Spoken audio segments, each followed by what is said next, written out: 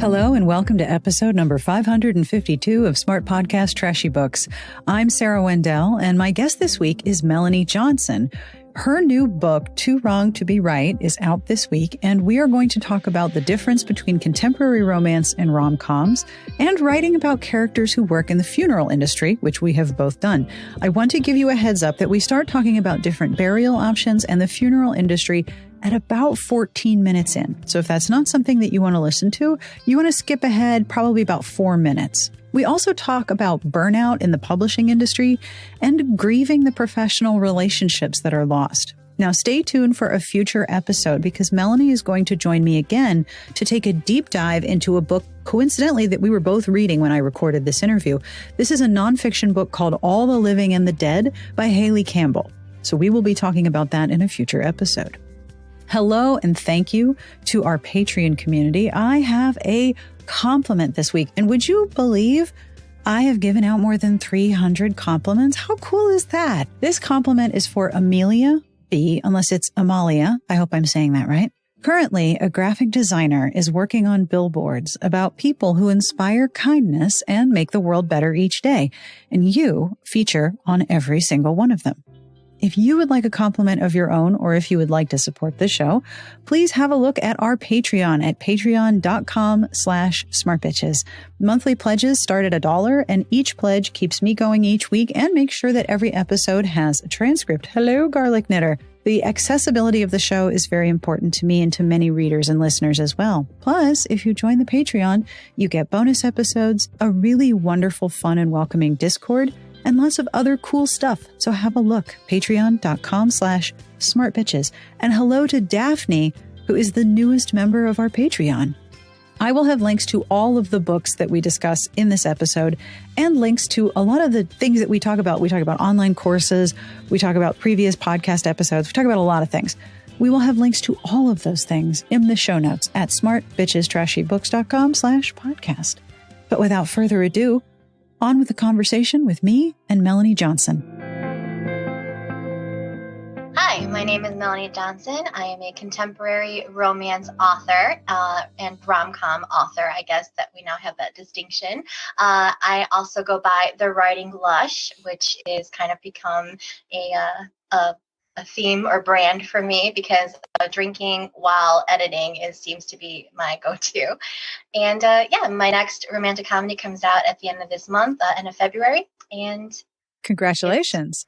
First of all, I thought all editing had to be done with some kind of assisted substance.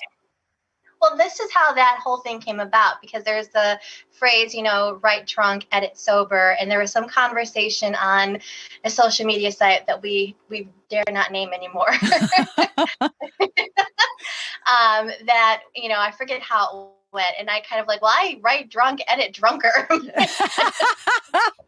I mean, if you get out of your own way, that's how it works, right? So it kind of just became this thing. And then, we started the Boozy Book Broads that we did during the Panini with Angelina M. Lopez and Danielle Jackson, which was very much focused on, books and booze. So it really kind of became a brand that I leaned hard into. And about lush living isn't just about drinking. It's about indulging in things that make you happy, pleasures, without thinking that they're guilty, which romance is part of. Absolutely. And Lush has many meanings. Yes. Now you mentioned the distinction between rom-com and contemporary romance, and that those are slightly different signifiers, which I agree with, but I wanted to ask you to talk more about that if you could. What do you see as the difference between those two, and why do we have the terms? Is it because contemporary romance was just too broad and we needed to be more specific? Why? What do you think is going on there, and how do you define each one? Well, I think there are several layers to this. So I'm going to kind of go backwards. So the one thing you just mentioned was, is contemporary romance just too broad? And I would say yes. Oh, absolutely. I'm actually listening to, or I'm partaking in a publishing course called Publish and Thrive by Sarah Cannon, who is fantastic. And she just talked about, because she's talking about, when you pick your categories or whatnot, when you're loading your metadata, and that for a lot of genres, there's lots and lots of niche subgenres that you can kind of really kind of drill down to in what your book is. But she noted specifically contemporary romance just doesn't seem to have as many options when you're putting in your metadata. And she's like, that's so bizarre because there is so much. And so she's kind of showing the authors kind of how you can, like, you know, if you're talking about mafia romance, it's very different from, like, so all of these different subgenres within the umbrella of contemporary romance. So yes, to answer your question there, 100% there are too many. It is too many. Because if I say I like contemporary romance, you say you like contemporary romance, you could be talking about a very dark, angsty, extremely sexual mafia romance. And I could be talking about Debbie Maycomber and Susan Mallory. Those are two totally small different. Small town romances, beachy romances. Like there's like, I mean, we could go on and on and on. Like you said, you know, when I signed up for this course, I mean, I'm kind of segueing here for a second, but when I signed up for this course, a lot of it, I'm like, I knew there was going to be a lot of stuff that I was already aware of, tangentially, at least from my experiences. But it's only the second week, and I've definitely been learning things that I hadn't considered. And that was one of the pieces, that those light bulb moments. But for the other part of the question, what differentiates rom-com versus contemporary romance? I've had to talk about this a lot. And I think because having recently written books that are very much rom-com, the problem is we're having all contemporary, and this is a publishing problem across the board. Yes. I'm going to just hold my lighter while you talk. I'm just going to hold the lighter and sway back and forth. How do we market books? How do we get them in bookstores? How do we get them on shelves? And that's what happens is you get everything from Colleen Hoover to you know, to Nicholas Sparks to like all these other authors, you know, being, one, lumped in as romance, even when they're not necessarily romance, but then two, all getting slapped with, you know, cartoon covers, illustrated covers, and that becomes an assumption of what's inside. Mm-hmm. And, you know, again, you're going to get a Tessa Bailey, you know, super steamy versus contemporary romances that are closed door. So I think the delineation, and that's frustrating for readers when I want a rom-com, I want something that's going to make me laugh. That's it's in the name, the comedy. Yes. I want light. I want fluffy. I just want to escape into something that's honestly a bit silly. And unfortunately, you know, again, it's part of the whole, like, trying to get these books in front of as many eyeballs as possible, that they get lumped together. You know, Abby Jimenez, fantastic books, you know, but there's a lot, there's deeper themes, darker themes, you know, and we can have content warnings and that helps. But at the same time, again, if I'm picking up a romantic comedy, I just kind of want to know that's what I'm getting. And so I think the biggest part for me, and I think is the comp that we have, that there are comedic elements, and the fact that it's a romantic comedy is if you take those comedic elements out of the story, mm-hmm. then the story doesn't play out the way it should. That's a very good so that point. They're actually integral, just again, because like a romance can't be a romance unless the romance is integral to the story. Right. And I think romantic comedy can't really function as a rom-com unless there's certain things about the comedic elements that are integral to the story, from the meet cute to the conflicts to the complications that like are humorous in and of themselves. Yeah. And the humor can come from both the situations that the characters are in and the things that characters say about those situations. Like, for example, I would look at so there are some early Kristen Higgins novels that I can reread, and I've read them 20 times and I will still crack up. Mm-hmm, and there are some books where the sense of humor of the characters and Jill Shalvis is the same way. There are some early Jill Shalvis books that I still laugh at. And it's the things that the characters say about the situations that they're in. And when you talked about you can't extract the comedy, well, that's extracting dialogue. That's not going to work. That's going to make your book really jumpy. You take out all the talking. And there's plenty, and not to say that, like I mentioned Abby Jimenez, not to say she can incredibly funny, you know, very funny things that she can do in it. And that becomes a very subjective thing. What I find funny is definitely different from what the next person may find funny. Absolutely. And yeah, so that's, you know, so maybe that's part of it too. But, you know, I do think we are in this weird place of everything being called a rom-com. And well, marketing is the more something is marketed within a particular publishing trend, the more flat that term gets. Oh, yes. because everyone's using it, it ceases to have meaning. It's like when you write the same word 30 times, all of a sudden that word doesn't look like a real word anymore. It's like that. Now, I want to talk to you about your new book. Which is definitely a rom-com. It is definitely very fluffy and very silly, but takes place in a funeral home. As you do. Please tell me everything. Tell me all about this book. Just start at chapter 1. You can start reading. That's fine. So I will tell you about the meet cute, because this is, for me, my way into a story often is the moment when the two characters meet. It's usually my way in. It's usually the spark that kind of gets the story rolling. And for me, for this story, I already knew my heroine, Kat, because she was from the last rom-com I did, Too Good to Be Real. And she was kind of the one of the trio of besties who hasn't found her one. And Kat is a bit of Taylor Swift's anti-hero song. She is a bit of the problem. She is kind of one of those people that she wants these things that she wants so much, like she can kind of, and to see her two best friends having it, it's a very hard thing for her. And so she's very happy for them. She's excited for them. But it's this moment that all friendships face. They're out of 5-6 years out of college. Her two best friends are finding their SOs, their significant others, and possibly moving in with them. And so that this sense that they're moving on without her is kind of a central theme of this story. But she's always been attracted. She's very honest about this, that she is an asshole magnet. She's attracted to guys who are jerks.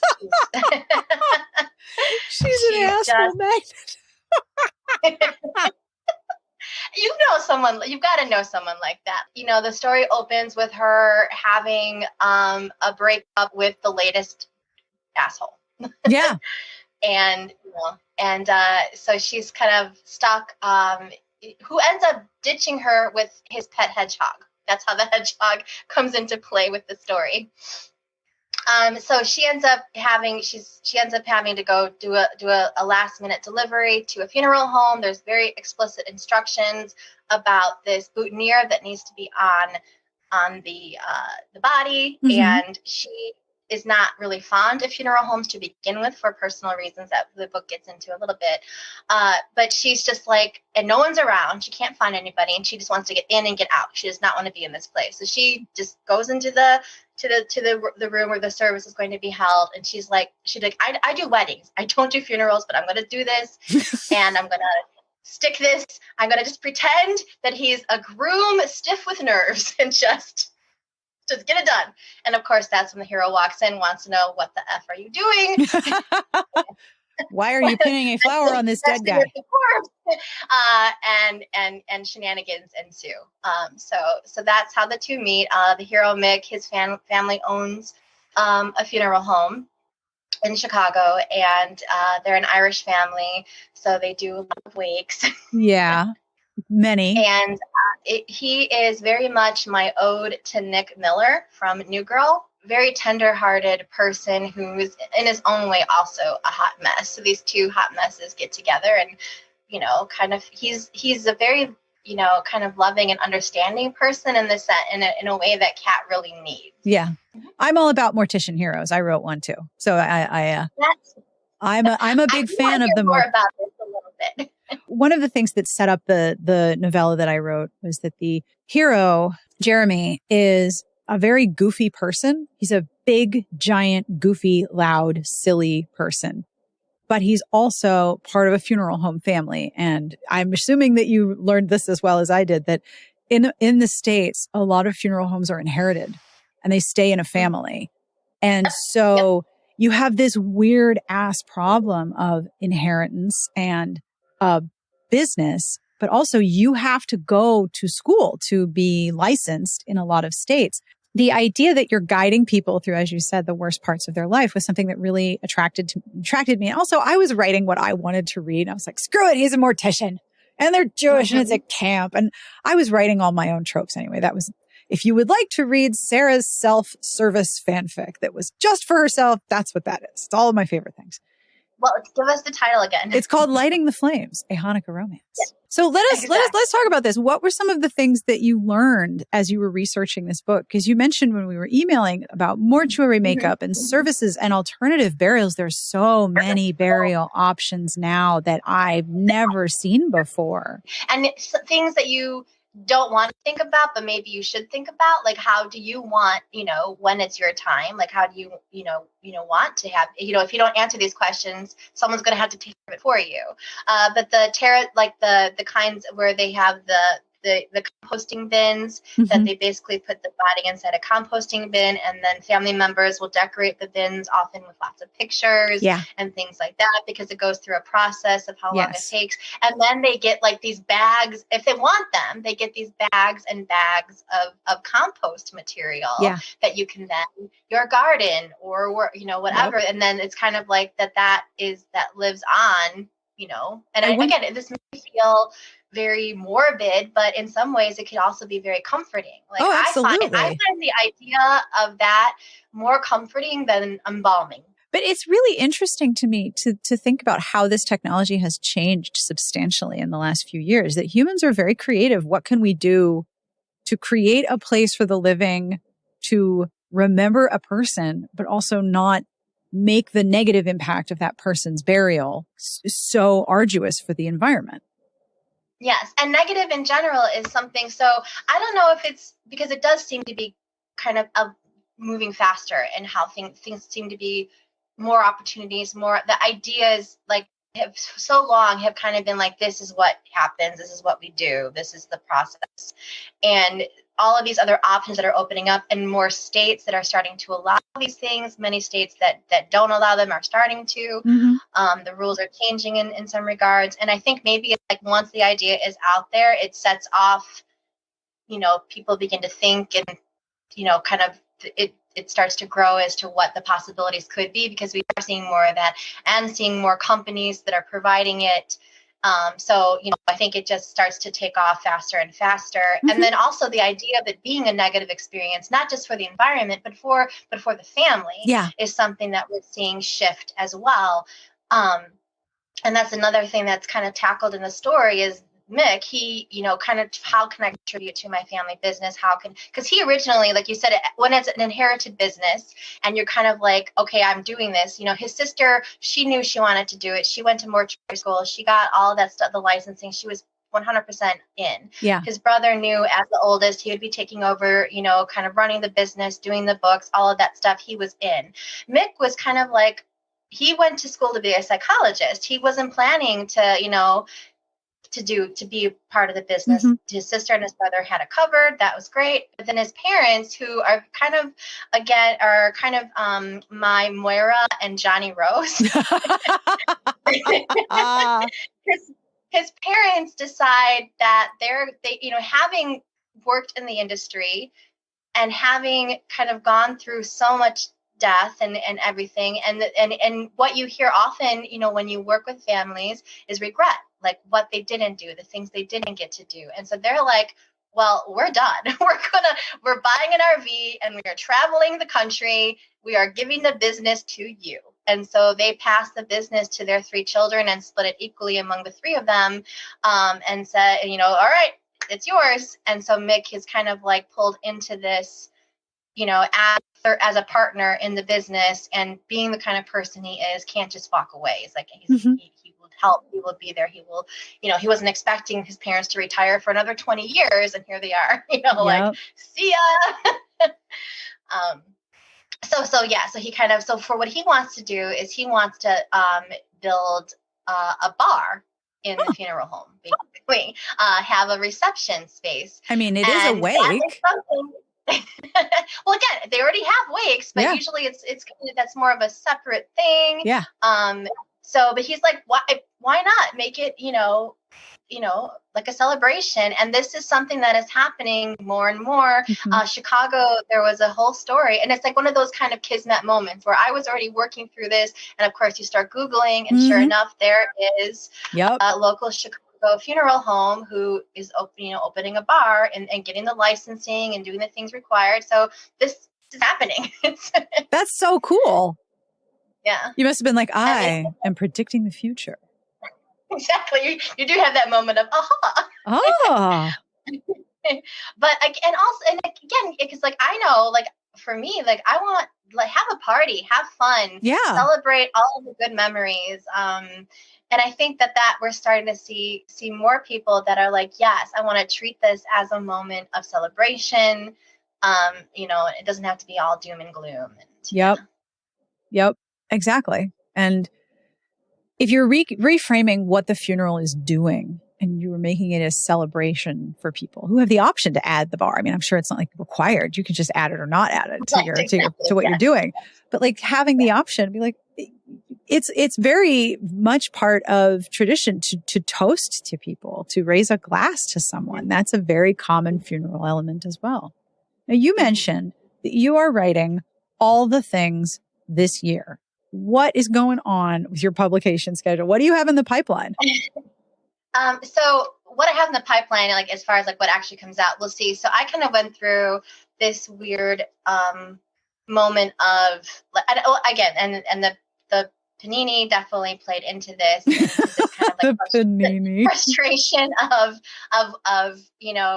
there's all this like exhaustion and mental exhaustion, emotional exhaustion, not just for myself, but for my children who it was a really tough time if you had kids and getting them through this. You have kids, and I think your children are not too off the ages of mine. Yeah, they're 15 and 17, and they're still feeling the effects of having gone through the pandemic. Oh yeah. I was 14 and 19, and so really in this kind of time of where the social connections and that social interaction is so integral to everything for them, and had missing out on so much of that. And, so just a lot of working through stuff with them. And I just like, at the end of the day, I just couldn't sit down and write, especially write funny. It was really hard. And so you had talked about how, your novella was kind of like your id book, or your like the things that you wanted to just having fun. Fan service party of one. Exactly. So I just, stepped away from the book that I had a deadline kind of like hovering over my head that I wasn't going anywhere with, and just started just kind of drafting stuff for fun, things that made me happy, that I enjoyed. And it helped me kind of get back into the groove and get back to writing again. And so I it's paranormal. It's like modern day Celtic fae, completely different from anything that I write, but stuff that I loved reading. I loved reading the Karen Marie Moning Highland books. Like those were such an escape for me. And so kind of like letting myself just play in this completely separate world. And so I just kind of like, I'm going to invest in myself.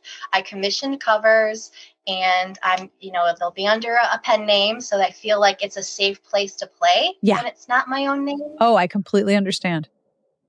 And so hopefully if everything goes the way I'm hoping it will, and again, that's part of why I took that class I mentioned, the Sarah Cannon class, that the first one should be out in August around the time of Lugnasad, I believe it's one of the, they're all on like these Celtic, pagan celebrations. So cool. We will see. And then I also, I am someone who needs external motivation. Yes. To do things. Yes, I understand. So I signed up for some anthologies that helped me kind of, again, have deadlines, lots of people counting on you. So I wrote my very first seasoned romance, which is characters in their 40s and up. Yes, we are seasoned. Or what is the seasoning? What is the is it old? Is it Old Bay? I do not know, but Karen Booth, who writes some great. She calls it later in life, which I'm still like, 40s. Okay, fine. Yes, later in life, whatever. Poultry seasoning. That's no. I don't know.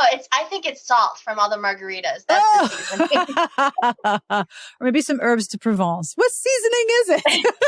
Now I'm just going to be in maybe it is Old Bay. I live in Maryland, and there's Old Bay you can get literally any solid piece of matter with a Maryland flag or the Old Bay logo on it. It's kind of incredible. But I think I'm going to say all seasoned romance is old bay, as you were. Anyway.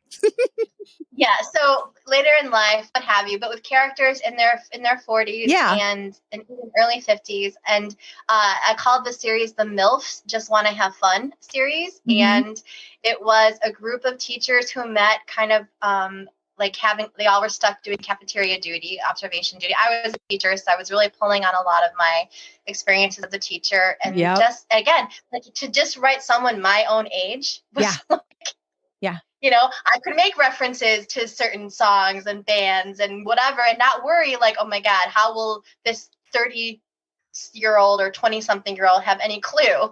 I mean, my 14-year-old is listening to everything she listens to is stuff that was popular when we were teenagers. So, I mean, but so that part I think doesn't matter anymore. I don't get that either. My 17-year-old has an entire playlist. He's like, Mom, do you know this song? I'm like, that's En Vogue. Of course I know that song. I know all of their songs.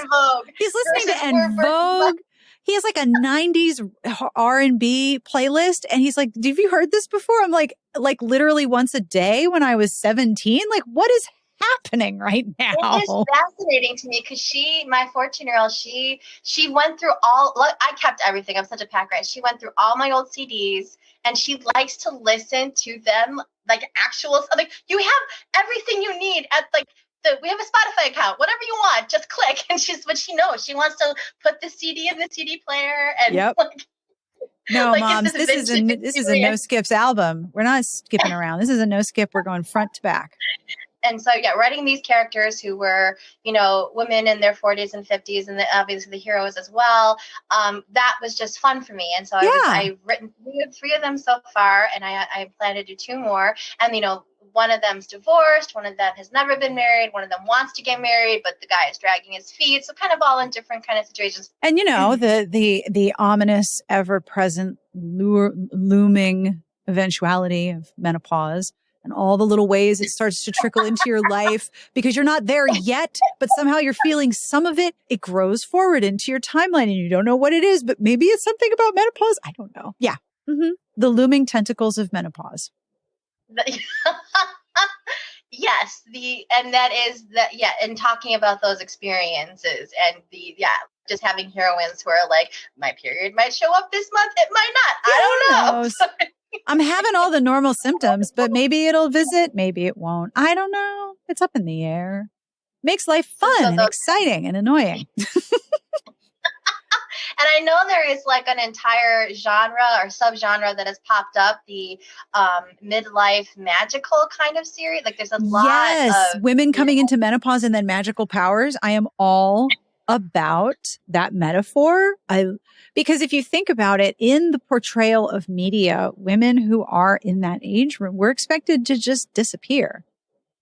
Our kids are graduating. They're now the main characters of their lives. The portrayal in media, we just disappear and recede into the background in a lot of ways. Yeah. And I mean, I think maybe having very kind of like in the spotlight women who are now in their 50s. Yeah. We can't all be Jennifer Lopez, but, but we're redefining that, like 50, 60, whatever, doesn't mean like a specific thing anymore. Yeah, it doesn't. When we were emailing, you mentioned that your muse flew away and that you reconnected. And I know you said part of that was, I'm just going to write something under a completely different name in a completely different world and do whatever I want. But also, mad props for recognizing that you need an external motivator. That's a really important thing to know about yourself. What was the experience like of reconnecting with your desire to write and the sense of fun of writing? I think that's exactly it, the sense of fun. And it can be, and I mean, I don't want to be like, oh, woe is me, like being traditionally published, it's a dream. It was a dream that I had, and to have that dream come true, everything has, its pros and cons, and certain elements of traditional publishing can, like, I'll just be very blunt, can be like soul crushing. Oh, in terms of a lot of things, of, because you give up so much control. over certain elements. And in some ways they know what they're doing and they're making good calls. And in other ways, it's just incredibly frustrating to feel like you have to let go pieces of things that were important to you. So I felt like for me moving forward, looking at, and Becca Syme, who's another kind of like author coach, she talks a lot about, you just kind of figuring out what you want. What do you want your career to look like? What do you want your writing life to look like? And so kind of taking that really hard look at what I wanted. And, I do enjoy certain aspects of traditional publishing. I do really enjoy, the connections I've made with readers through it. And I've been very blessed with some great editors. Yeah. And that's part of the frustrating process as well. And everyone in publishing is going through this. Losing people that I worked with, who just leave the industry. And then it's just heartbreaking over and over again to lose, my first copy editor, who she was fantastic. She left. My first publicist, she left. It's so disheartening, right? Yeah. And then my developmental editor who acquired me, I was one of her first acquisitions. It was very exciting. We really worked well together. And then in January of last year, she announced that she was leaving publishing. And this was like right after one of my close friends, who also is at a big house, had announced that her editor was leaving. And I was like, oh my God, that's terrible. And I was like, thank God it's not me. And then like 2 weeks later. And you have to look at an industry that is bleeding talent and go, what the hell? Why are you not? What is happening? And how do you make it stop? Because the people that I have worked with, being edited by someone who can sort of see the big picture, and that's a real skill. And to watch talent like that leave is just so awful. Yeah, and I know the union, the HarperCollins union, I think they just ratified the contract. But the fact that they had to go through that in the first place, and the fact that it took so freaking long. 2 months. It is an industry that I think expects a lot out of those who work in it, because they're kind of playing off this fact that it's an art and that you love what you do. And so that should somehow excuse all of the extra time and effort and whatnot that you put into it. And so I think burnout is incredibly high, and it's, it definitely, and it is a business, but I know for me, those relationships I form with the people within the business feel very personal. It can become it just can kind of like, you kind of go through a mourning process. I felt like I went through a mourning process when my editor left. And my new one, who was assigned to the book that I was currently working on. And part of it too, there's an incredible amount of guilt for me, because my book should have been done by the time that she left. If I had been on schedule, it would have been done. It would have been in post-production, and I just couldn't get that book done. I couldn't do it. And so when she's, and I wasn't the reason, but when she announced she was leaving, there was this incredible sense of guilt that we couldn't get this across the finish line together. Yeah. And I think, but there was so much guilt in not meeting my deadline, but the more authors I talk to, the more authors who I respect incredibly, I talk to, that have also been missing deadlines right and left. I think we're all tapped out and figuring out how to move forward and still produce quality work. It's right. So how you get back to that place of joy, how you get back to that place of feeling like you can be productive. One, I was very lucky, the new editor that came on. She's been fantastic. She kind of, in a sense, breathed new life into the story. So I was able, getting back to it that way helped me a lot.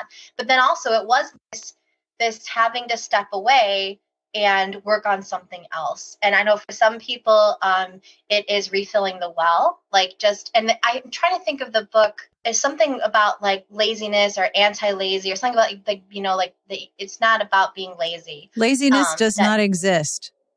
Thank you. Laziness does not exist by Dr. Devin Price. Thank you. Love that book. I did an interview with Dr. Price because I love that book so much.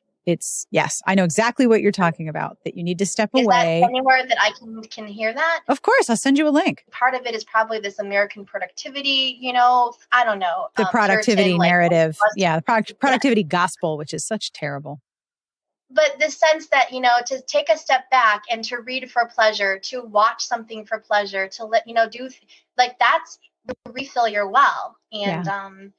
And I think when you're on that kind of like, and it could be traditional or indie publishing that you feel like you're on that treadmill. I think especially when you're on boss and all that, it can be sometimes even more difficult, but at least the person you have to answer to is yourself. When you make your job out of something that you love doing, that wasn't paying you, that now is paying you, that has a financial compensation to it, to attached, it becomes a different thing. It feels different.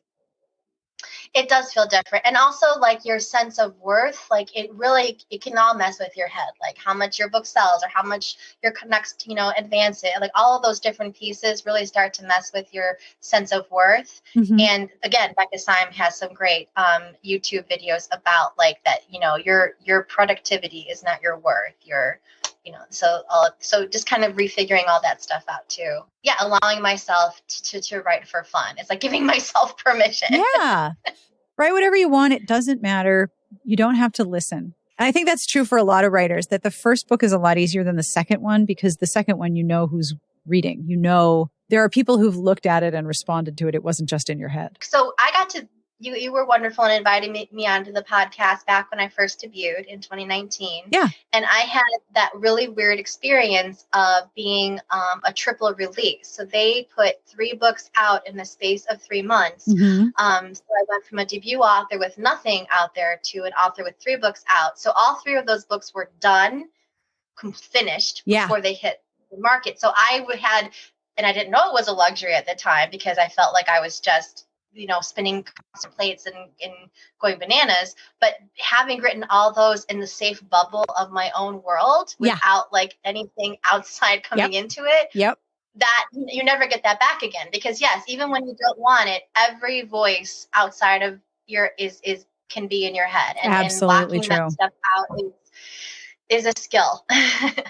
So I always ask this question: what books are you reading right now that you might want to tell people about? Oh, goodness. Okay. So let's see here.